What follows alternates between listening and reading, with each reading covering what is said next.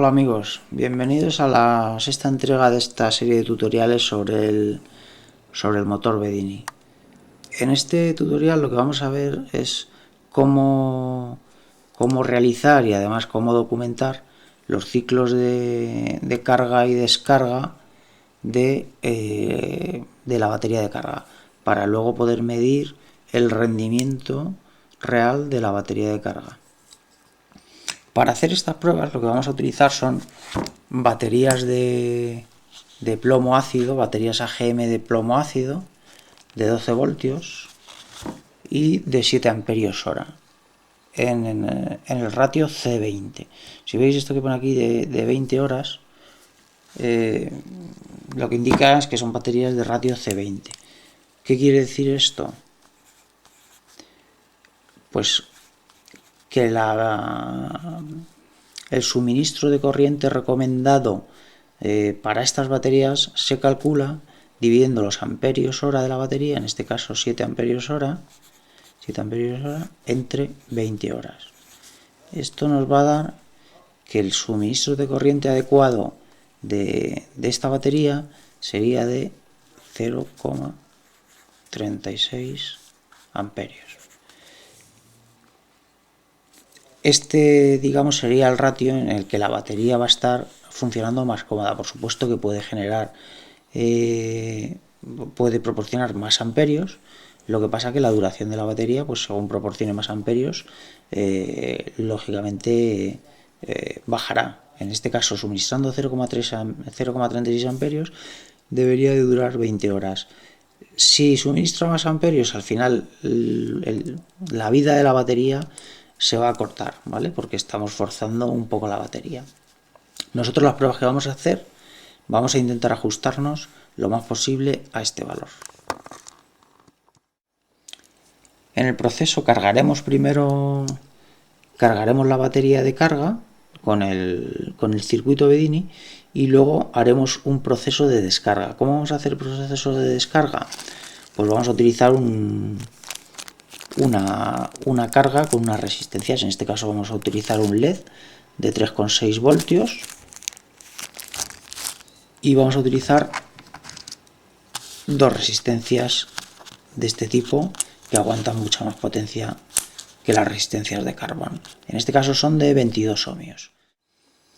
En cuanto al proceso de carga y descarga, una batería de estas se considera totalmente cargada en torno a los 12,7 voltios y totalmente descargada en torno a los 12,2. Podemos hacer dos cosas para cargar y descargar la batería. La primera forma es parar la carga cuando llegue, por ejemplo, los voltios de la batería a 12,7 voltios, o también podemos optar por hacer una carga durante un periodo de tiempo. Imaginaros que las cargas duran 2 horas. Vamos a seleccionar esta segunda opción porque para mí es más preciso, el que las cargas siempre duren 2 horas, es más preciso que el mirar el voltaje de la batería. Así podremos hacer los ciclos de carga y descarga todos exactamente iguales. Y para la descarga podemos hacer lo mismo, o sea, podemos descargar la batería hasta los 12,2 voltios o podemos calcular cuánto tiempo, al ratio de descarga que vamos a utilizar, cuánto tiempo hace falta para descargar la batería, un 10%, un 20%, un 30%, un 50%. Esto es lo que se llama profundidad de descarga. Por ejemplo, si queremos hacer una profundidad de descarga de un 25%, pues si tenemos una batería de 7 amperios hora por 0,25, esto va a ser igual a 1,75. Estos serían los amperios que debe suministrar la batería. Como estamos suministrando 0,36 amperios hora, pues 1,75 entre 0,36 nos sale 4,86 horas. Es lo que deberíamos de prolongar la descarga para que se produzca una profundidad de descarga de un 25%. yo creo que 4, casi 5 horas, pues es razonable para hacer las descargas. Nos da tiempo a hacer la carga y la descarga durante el día y así no tenemos que hacer las descargas por la noche. Vamos a revisar ahora todos los parámetros que aparecen en esta hoja. Esta hoja la utilizaremos para documentar todos los ciclos de carga y descarga y poder calcular automáticamente el rendimiento de la batería. El primer campo es el campo ciclo, que lo único que representa es el número de ciclo de carga y descarga en el que estamos. El siguiente campo de esta parte de aquí, de los parámetros de energía de carga. Ahora vamos a ver parámetros que afectan a la carga de la batería de carga. El voltaje de inicio, que es un voltaje de entrada, representa el voltaje de la batería de carga al inicio de la carga. Aquí conviene esperar mínimo una hora después de la descarga antes de empezar a hacer una nueva carga. La fecha y hora de inicio de la carga, pues simplemente representa la fecha y hora de inicio de la carga. Los amperios suministrados por la batería primaria,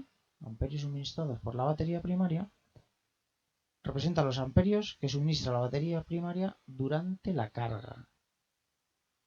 Los amperios de entrada en la batería de carga, en este campo lo que se refleja son los amperios que entran en la batería de carga durante el proceso de carga. Es decir, cuando pongamos un amperímetro en serie en la batería primaria y un amperímetro en serie en la batería de carga, veremos un valor. Bueno, pues ese es el valor que tenemos que reflejar aquí en estos dos campos. El siguiente campo, voltaje final, es el voltaje de la batería de carga nada más haber terminado el proceso de carga.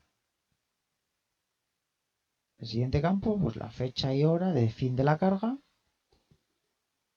Este otro campo es la fecha y hora de fin de la carga después de una hora de espera tras haber realizado la carga. Esto es porque el voltaje de la batería de carga se va a estabilizar y el valor que nos interesa en verdad es el que va a dar pues más o menos pasada una hora después del proceso de carga.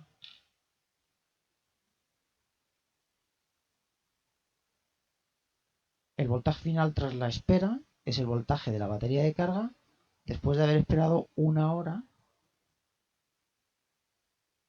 tras acabar el proceso de carga. El voltaje inicial de la batería primaria simplemente representa el voltaje de la batería antes de empezar la carga, el voltaje de la batería primaria antes de empezar la carga, y el voltaje final de la batería primaria pues es el voltaje de la batería primaria cuando acabamos el proceso de carga. Los campos que aparecen ahora son campos que va a calcular automáticamente la hoja de cálculo. El primer campo que vemos es la media de voltaje. Es un voltaje de entrada. Este valor, lo que va a reflejar, lo que va a calcular es la media entre el voltaje inicial y el voltaje final tras la espera, no el voltaje final nada más acabar la carga, sino el voltaje final tras la espera de la batería de carga. Este campo lo que representa son los vatios de entrada, los vatios que han entrado en la batería de carga. Se va a calcular pues con el producto de los amperios de entrada en la batería de carga por la media de voltaje de la batería de carga y representa la potencia de entrada en la batería de carga. Los segundos que ha durado la carga es un campo calculado que lo va a hacer entre la fecha de inicio y la fecha de fin de la carga para calcular los segundos.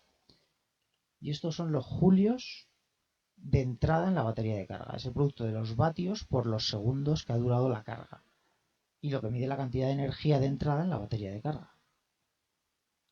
Los amperios hora de carga es el producto de las horas de carga por los amperios de entrada en la batería de carga.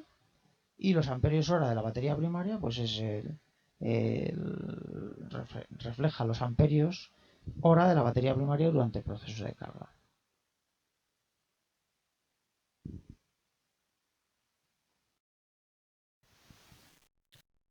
Vamos a ver ahora esta otra parte de la hoja, que son los parámetros referentes al proceso de descarga.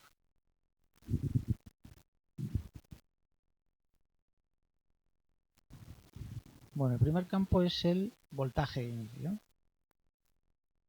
que representa el voltaje de la batería de carga al inicio de la descarga, con un tiempo mínimo de espera de 1 hora tras haber concluido la descarga, perdón, la carga.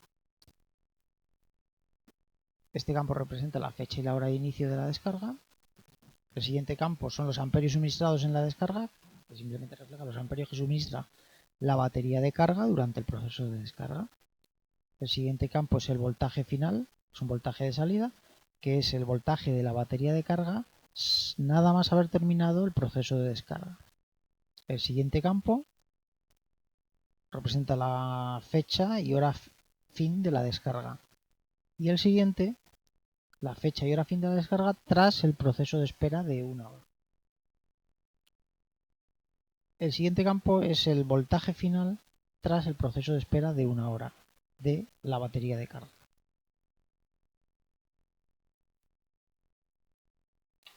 Y ahora vamos con los campos calculados. Este campo es la media de voltaje de salida, que es simplemente la media entre el voltaje inicial y el voltaje final tras la espera de la batería de carga.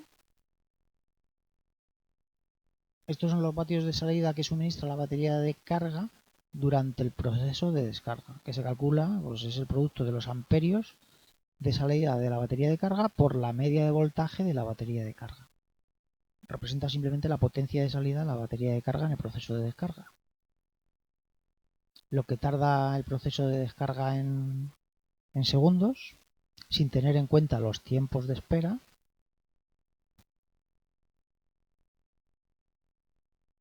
los julios de salida, que es el producto de los vatios por los segundos del proceso de descarga, y lo que representa la cantidad de energía suministrada por la batería de carga durante el proceso de descarga.